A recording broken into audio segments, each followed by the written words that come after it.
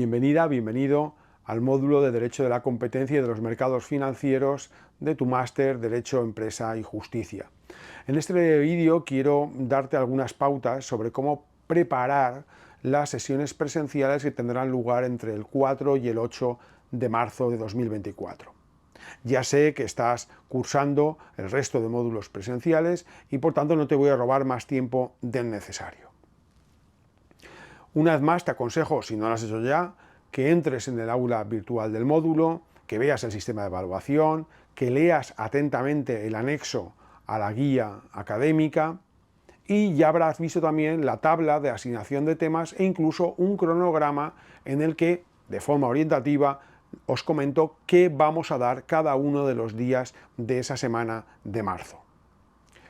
Ya os anticipé que había repartido 14 temas, 16 personas habéis escogido los temas de Derecho de la Competencia y 16 personas los temas de Derecho del Mercado de Crédito, y que esos temas de trabajo iban a dar lugar a unas exposiciones vuestras durante las sesiones.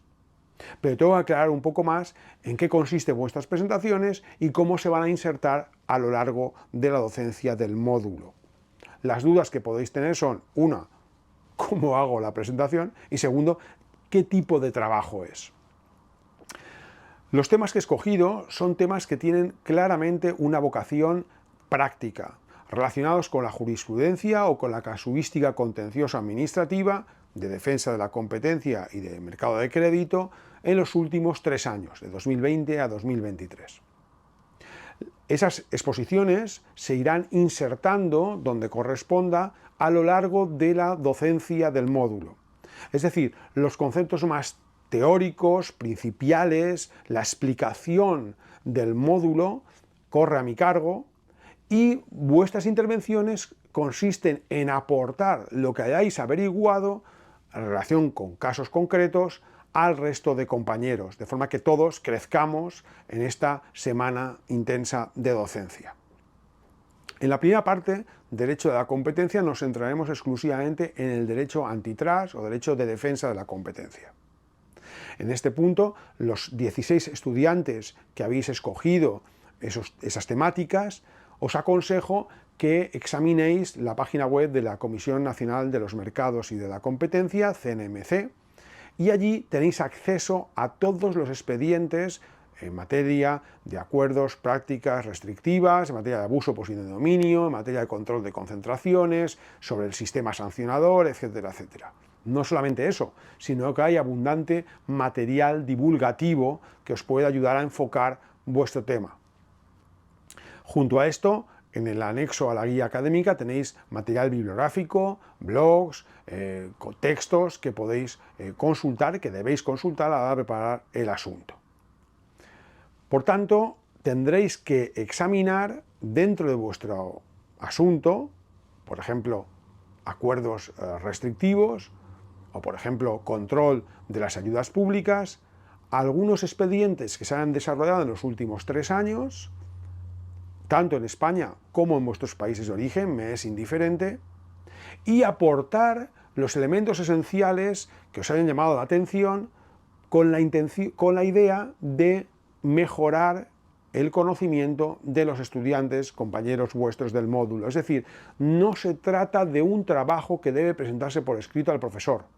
No se trata de algo que yo tengo que evaluar, aunque evidentemente lo evaluaré, sino se trata de decir cómo puedo contribuir al abordar esta presentación a que mis compañeros vean la aplicación de la parte teórica que hemos visto en la sesión con el profesor en un caso concreto, en 2 casos concretos. Eso lo dejo a vuestro criterio.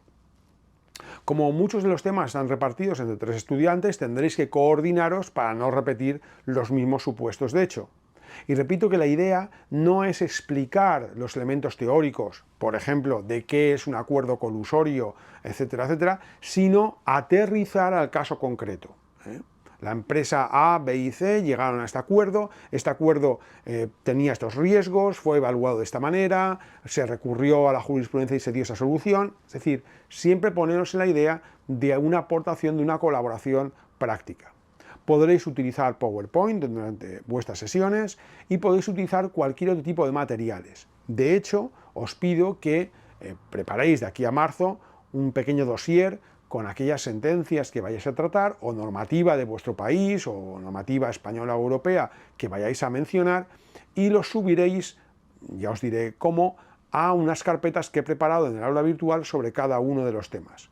De esa forma, aunque el resto de compañeros no se pueda leer el material para la sesión en particular, siempre tendrá ese repositorio para luego, cuando vuelva a su país o cuando tenga un asunto, volver a entrar en esa carpeta y atender a qué materiales habló María o de qué materiales habló Fernando sobre este tema. En segundo lugar, tenemos dentro del mercado de crédito unas sesiones enfocadas en derecho bancario y, en vuestro caso, siempre temas ligados a la protección del cliente de empresas, de entidades de crédito.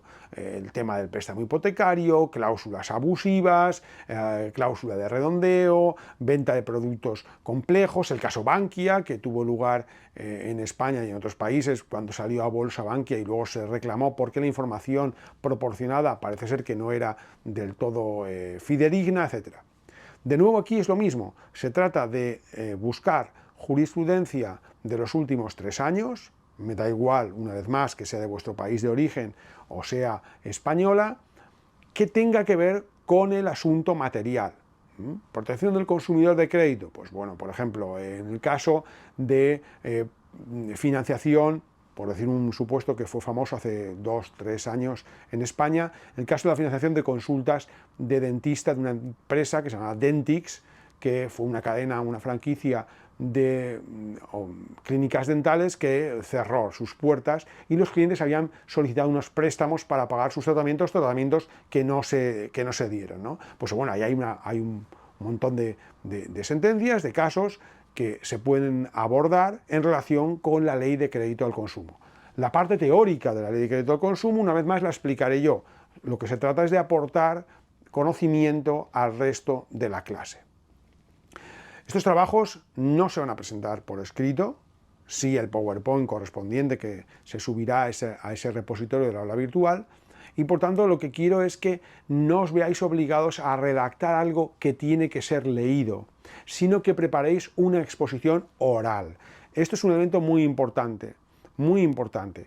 Tenéis que poneros en la cabeza, en el interés de vuestros compañeros, que probablemente, si sois ecuatorianos, no tendrán ninguna idea del derecho de Ecuador y por tanto hay que intentar no ser farragoso contando el pormenor de los preceptos de la ley X o Y del Ecuador, sino ir al asunto para que pueda haber un debate, cómo se evaluaría este asunto en el derecho ecuatoriano o en el derecho peruano o en el derecho español.